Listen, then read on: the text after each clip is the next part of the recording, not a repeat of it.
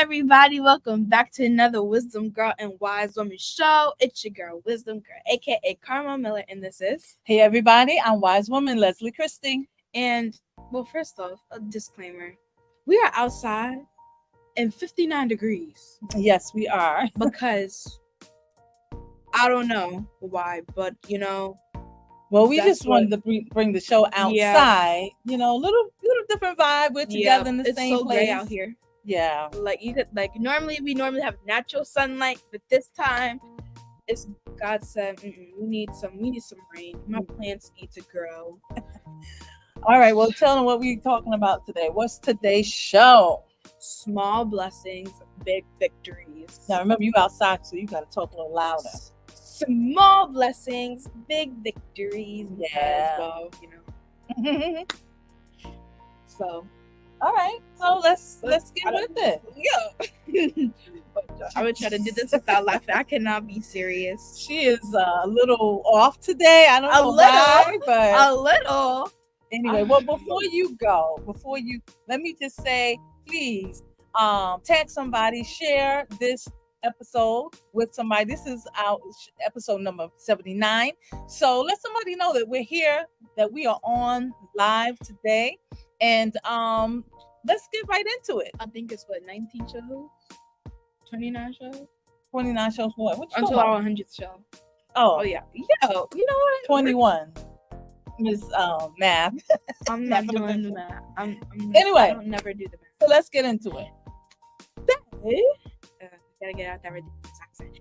Did you know that some of life's most remarkable transformations and transformative moments, that come and originate from the smallest or modest beginnings. True.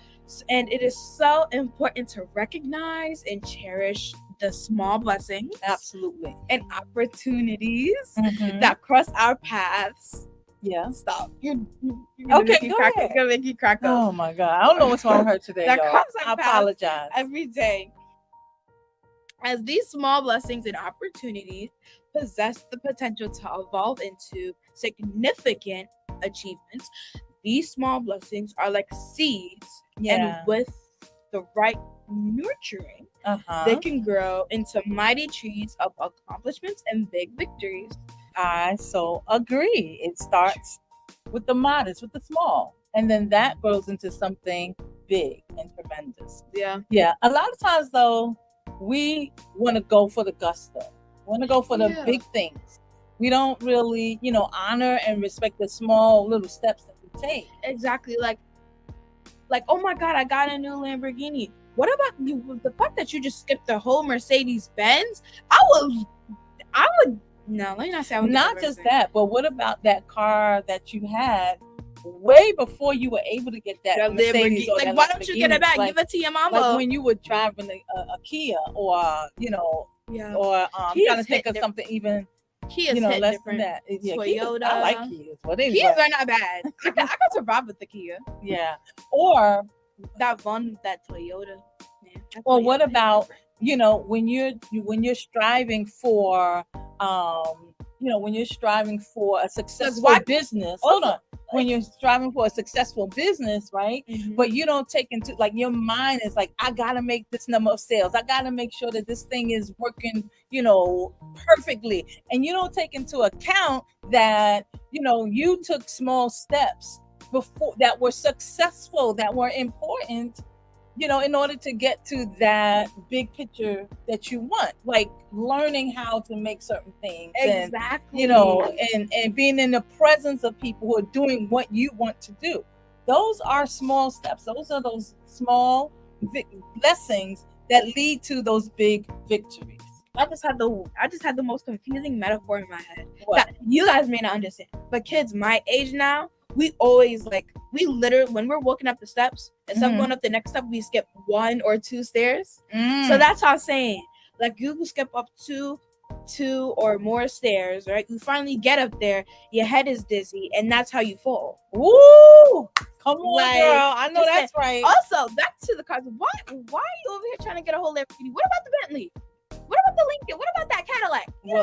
Just say it. Bentley, that's my car. But anyway. Yeah, Bentleys aren't popular anymore, unfortunately. Whose idea was that? But anyway, let's give a shout out to those who are viewing with us. Thank you so much for being with us this afternoon. Those of you on Facebook and those on YouTube, thank you so much for being a part of the family. We call you all wisdom warriors, and we want you to live in wisdom just like we try to. The wisdom of God, so that you can but make the effort. But so that you can have a better life, a more prosperous life, the life that God has promised for you.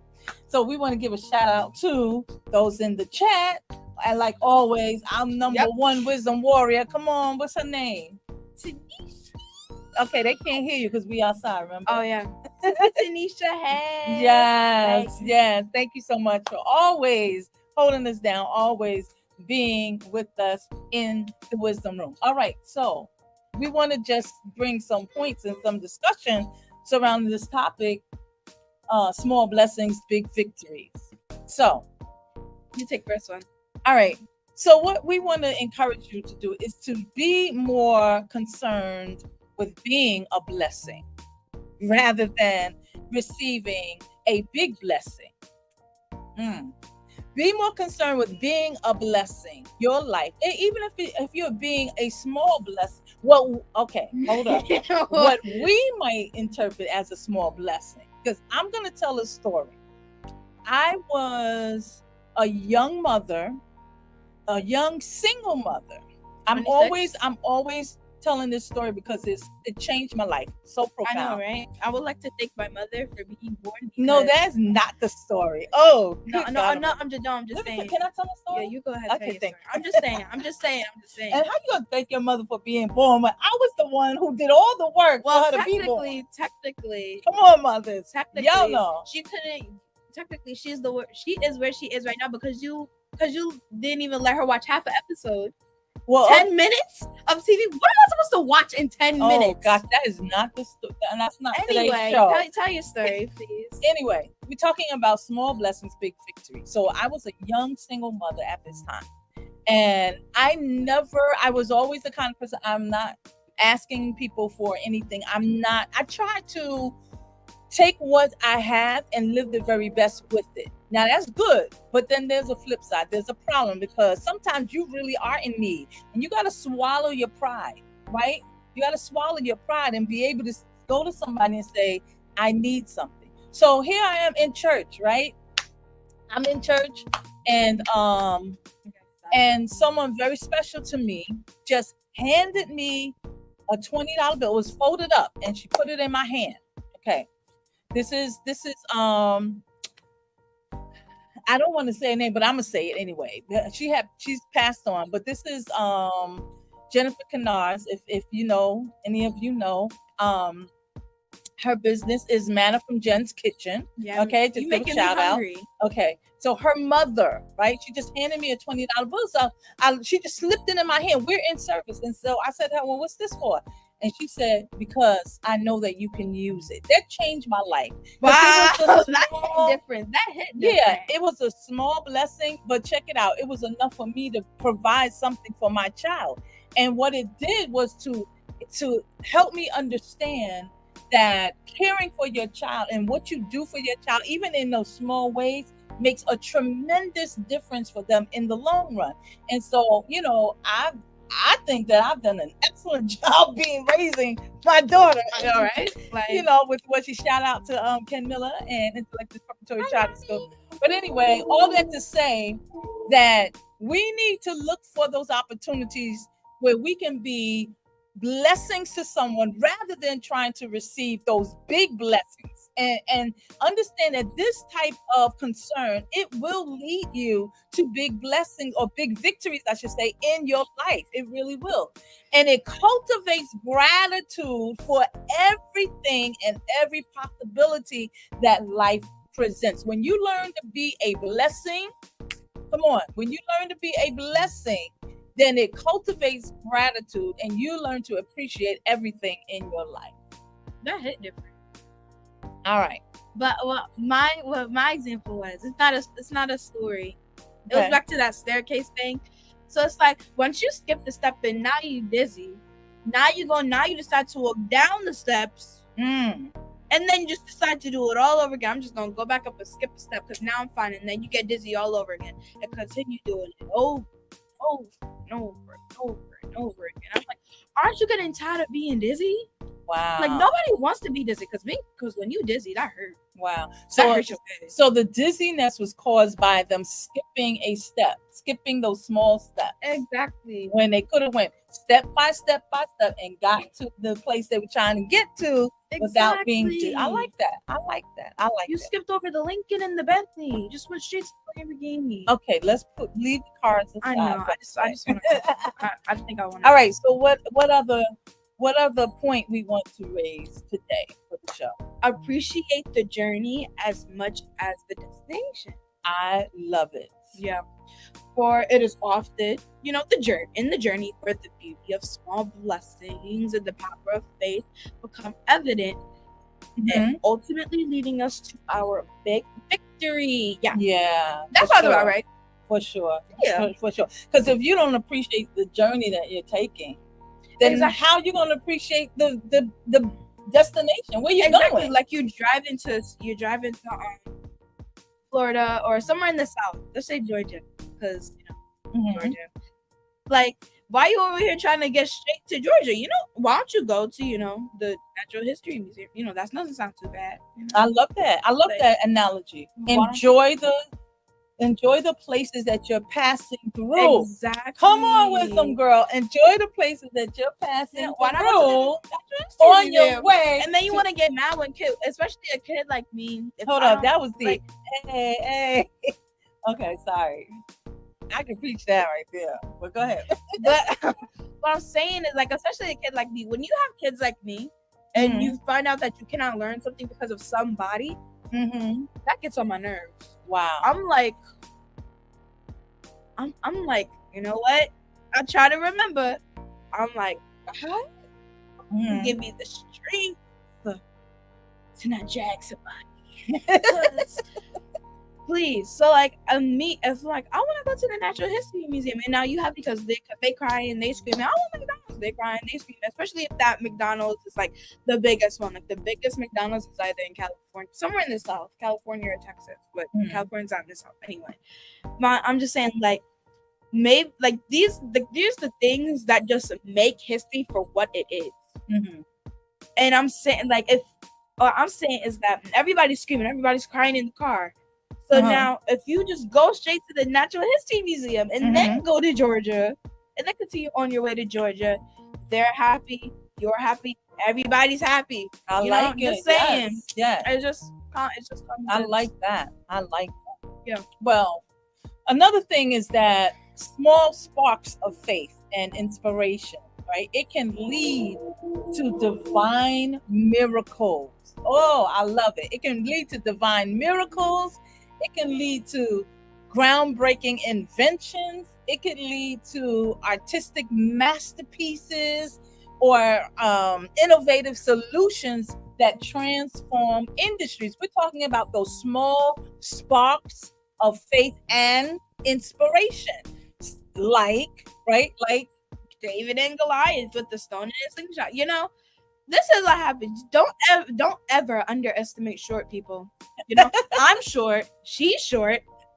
My mother is short. Okay, I'm short.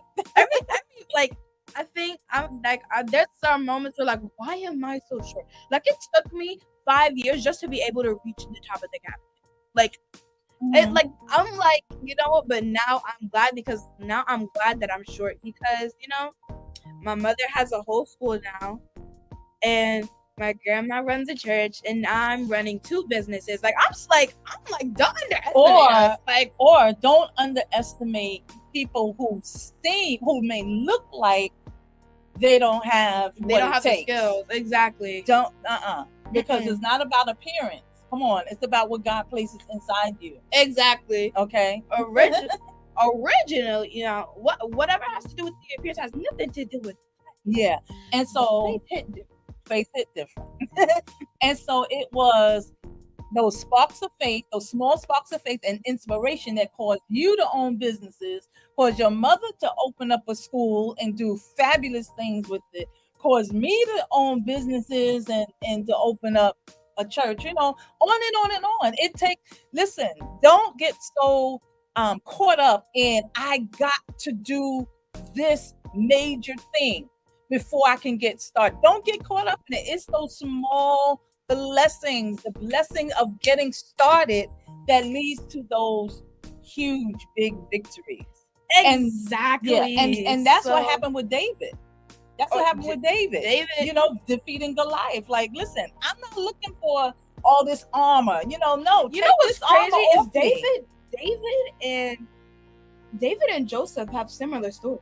Even though there's like mad Josephs in the Bible, like they have similar stories. Like they both went from small, those small children. Mm-hmm. Well, I'm thinking about the veggie children. No. Anyway, they went from small children who are too busy herding the sheep. Mm-hmm. That when it came to the time of faith, when faith was needed, they both ended up ruling. Mm-hmm. Well, I forgot what David. I think it was something. Israel. Yeah, Israel. He became king. Exactly. Yeah. And then they both became rulers. Yeah. These are stories that you need to pay attention to, but but nobody pays attention to Joseph's story because when he ruled Egypt, right? But then 200 years later, and they still had slaves in Egypt even when he was ruling. Yeah. So it's kind of like debate plus it's kind of a debate because nobody really understands as to why you will make somebody ruler over all of the slaves and not free them. And it took it took about 200 years just to have somebody free them. And it was, and I'm like, well, maybe, but Joseph wasn't the one who was meant to free them. That was just not. But they weren't enslaved. Y'all, it's raining, so we get kicked offline. We're sorry. We was praying that the storm would come. But anyway, they weren't enslaved in the same manner as when they were in Egypt. And now Moses was called to free them. Exactly. Yeah. But anyway, we kind of went off on a little tangent. Moses parted the Red Sea with the wooden stick, called a rod. Right. That small little thing that eventually came to a big victory. That small blessing, that wooden stick, caused that big victory. He used it properly. Yeah. He used it.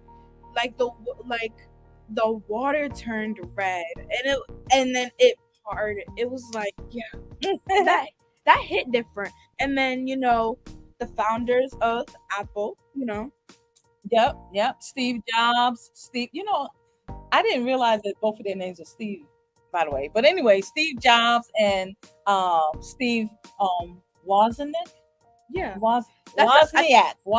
That sounds German. Yeah, probably. But anyway, yeah, they started building personal computers, right? These small little computers in a garage, y'all. They were in a garage. And that, because they honed in on the small thing they were able to do, that led to this tremendous big victory called Apple. Exactly. Tyler Perry, small local plays in Atlanta to billionaire. Yeah. There's only 2 shows on OWN network that he did not write.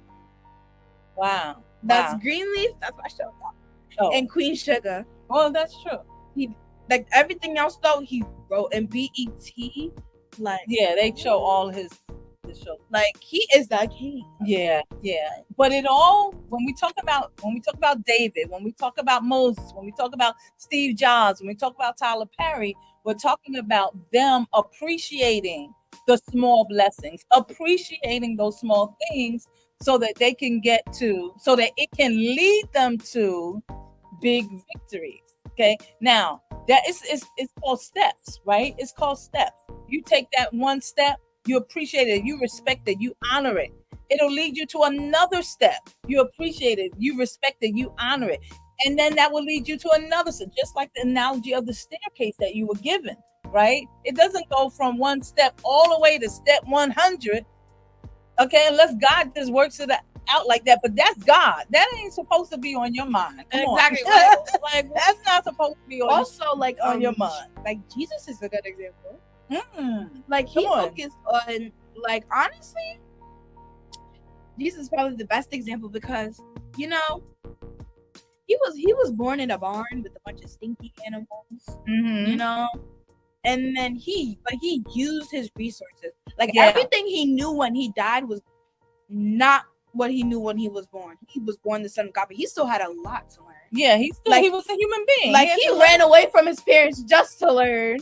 Right. And it took them forever to notice he was not there. And I'm like, when the son of God is quiet, you know something like he not there. Oh, hold up. That's not right. When the son of God is quiet, that's something not right. Something's He mad not at right. you. He either mad at you, he left. Wow. Okay, Miss Wisdom girl. That's a whole nother. I was thinking about the story, but I did not mean for that to be so. No. You know, that was meant to be good. That was good. So what else can we tell? Other tips and tricks you want to tell them in regard to small blessings, big victories? Here's a question. Can God Can God trust you with small things? Okay. I so mean, say it again for those who didn't hear. Can God trust you with small things? Okay, stop. Can God trust you with small things? Think about that. Say what you was gonna say, then I'm gonna kind of. I was gonna say, I think hold on. I was gonna say something like, if God cannot trust you with something as small as, hold up, this is a good example. Hold up, this is a good example. I'm gonna see if I can. I'm gonna see if I could. If this gonna make sense. I'm trying to make it make sense. That's fine. Honestly, okay. I was gonna say, if God cannot trust the land that He built with one seed, we will only have one tree in the world. Just saying. Okay. If He cannot trust the land to even grow, to have that good fertile soil to grow that one tree. To grow one tree. What makes you think that He would, trust the whole thing? Like you have to take it piece by piece. Exactly. Piece by piece. I love it. So Luke chapter 16 verse 10 says, from the Easy English Bible, which y'all know we use a lot on the show. It says, if you can trust a person with a very small thing, you can also trust him with bigger things. There's a part B though. And if you cannot trust a person with a very small thing, you cannot trust them with big things. Now listen, that's a whole truth right there. Because I'm gonna make it practical. If you ask me, can I borrow $10? I'm gonna give you the $10. Go ahead. I don't believe Hold on. I don't really believe in the whole borrow thing, But anyway, like if you want, I'd rather bless you rather than put you in a position to owe me, because the Bible says that we are lenders, not borrowers. But anyhow, I understand because I've had to borrow before. But anyway, if you ask me can I borrow $10, I'll give you $10, right? But you never pay me back. You running, every time I see you go in the other direction, like you totally forgot that you owe me this money. And then a little while later, you come back and say, "Can I borrow $100?" Do you think I'm gonna trust you? $10 back, and then we can talk. Do you think I'm gonna trust you to pay me back $100 when you could not pay me back the $10? Now that's how God works. If I give you this little bit, if I give you the ability to use your hands and to mend clothes, right? Exactly. To sew a hole, to mend the hole. And And you don't do that. You don't respect it. You don't honor it. Every time somebody says, "Oh, can you?" or maybe hem pants, right? Hem pants and skirts. Every time somebody asks you, "Can you hem my skirt?" No, I don't feel like I don't really do that no more. But then you're praying that God will help you have a business, have a what do you call it? Have a oh my gosh, I can't even think of the word. No. Have a business to alter clothing, right? I can't even think of it. For your friend. A seamstress. God is not going to. It would be against God's word to trust you with the whole business. Exactly. You could not even handle that one friend. There you go. There you go. That's like what I'm trying. It took a while for me to get there, but. You know, like when you go, when you graduate college, you move out your dorm, right? So you ask God for your apartment, right? Mm-hmm. He gives you the apartment, right? But it's like a studio apartment. It's like one. It's like one room. Yeah. And then you're just like, really, God? Like, really gonna give me something? Right. You upset with that one. Like, I want a house. Come on, girl. So, come on. Where's my house? So, and I'm like, if you focus on the apartment, right, maybe I could give you a house. Come on. And then you can have a mansion. And then you can have 10 mansions. Right. Like, think about it. Right. Like, that's the thing. Yeah, focus on the house. Like, treat it like, I'm sorry for cutting you off, but let me just say this. Treat the apartment, whether it's a studio, 1 bedroom, whatever. Treat that place where you're dwelling as if it is the mansion. That hit different. Keep it. That hit different. You know, just honor it, respect it, make it smell, let it smell good. That when people walk in, they be like, "Ooh, this looks nice." Like, treat it as if it is that mansion, because that's the thing. If you don't take those small blessings, those small things, and see it as a blessing, you will never get to the big victory. Yeah, it's like a blueprint. It's like when you give a blueprint to somebody, all they see is a blue paper. But once you open it, it's a whole plan. Come on, girl. It is a plan for something much bigger than what you gotta open it. You gotta open it. Once you like you hate I can't believe I did that. You hate reading. Anyway, who hates reading? No, I'm just saying, like, it's an example. Oh. If somebody out there who hates reading, somebody hands you that good book, I have to say this. Go ahead, say it. Spit it out. Come on. We run out of time. They give you that one book. You don't know if the book is good until you open it. Come on. Like, it can have, like, especially if you're somebody that loves drama, like, there could be so much tea in there. Like, oh my God. So much like, tea. Romeo and Juliet. Like, Romeo and Juliet, if it was right now, like, oh my God, somebody got dragged, somebody got killed. Yeah. You gotta there be mad tea in the Bible, like, oh my God, somebody exactly. Like, oh my God. Yeah. You gotta open up the book. Like, and once you read it in those small little, and once you take that step, then you're able to see the big picture, the big possibilities, the big victories that can be yours, that are ahead of you. All right. So the other question is, we're going to run through this really quickly. Are you just holding on to your mustard seed, right? What's in your hand? What's in your hand? What's in your hand? And are you holding on to it because you think that it's too small? And we do that a lot. We hold on to things because we think it's small. No, I'm not that talented. No, nobody cares about that. No, nobody wants. No, we make excuses. We are holding on to the small things, the mustard seed, because we think it's too small. But Matthew chapter 13, verses 31 through 32, from the easy to read version, says, God's kingdom, come on, people of God, God's kingdom is like a mustard seed that man plants in his field. It is the smallest of all seeds. You can say with me, but when it grows, it is the largest, come on, of all garden plants.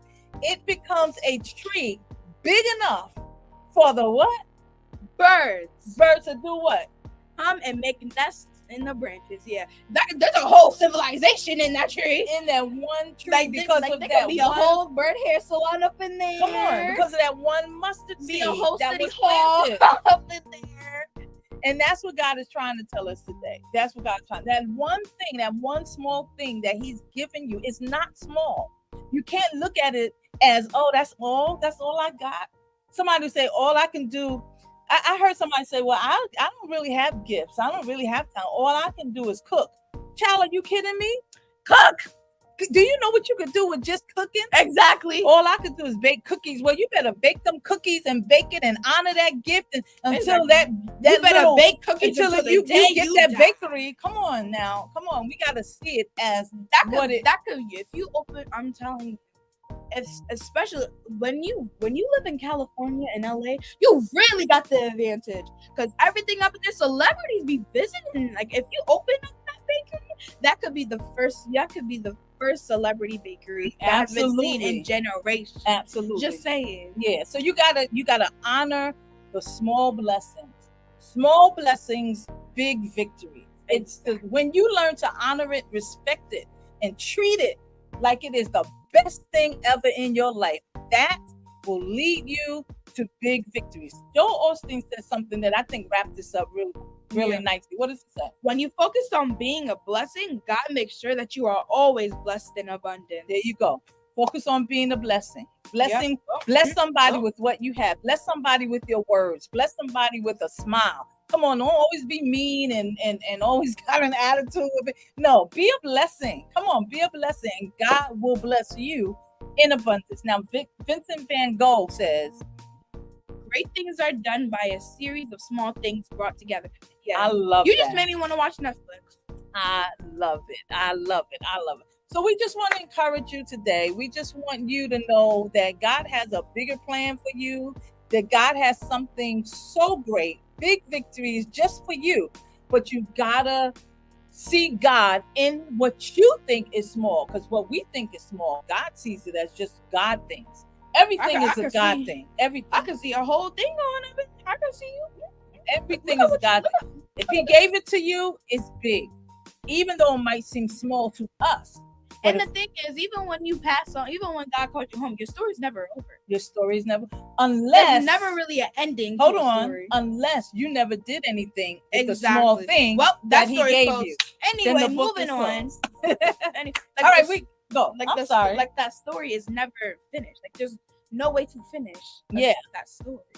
Right, because you never started it. Exactly. So and actually, from the day Jesus was born up until the rapture, it's our job to finish this story. Give me some. It's our job. It's our job. All right, we gotta go. Don't forget to like, share, and subscribe, and we will see you next week. I don't know what direction to turn, but next week. Thank y'all for hanging out with us. We love you. Keep coming back. Saturday after Saturday. Let somebody know that we are here 2:00 every Saturday. Facebook, YouTube. We'll see you next time. Same channel, same place. Bye-bye, everybody.